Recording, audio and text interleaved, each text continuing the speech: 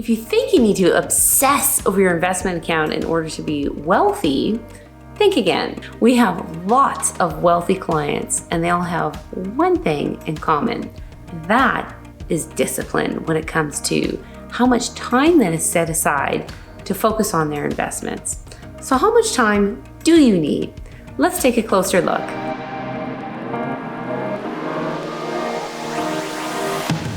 Fonsi Despacito and Baby Shark Pinkfong video on YouTube are the two most watched videos of 2020. And the total time frame needed to watch both these videos is about 6 minutes.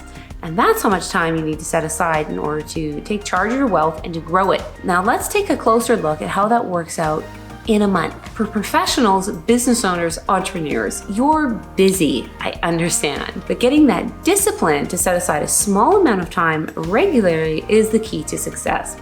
Here's what it looks like. Number one, you need to set aside about 30 to 60 minutes per paycheck to look at your budget.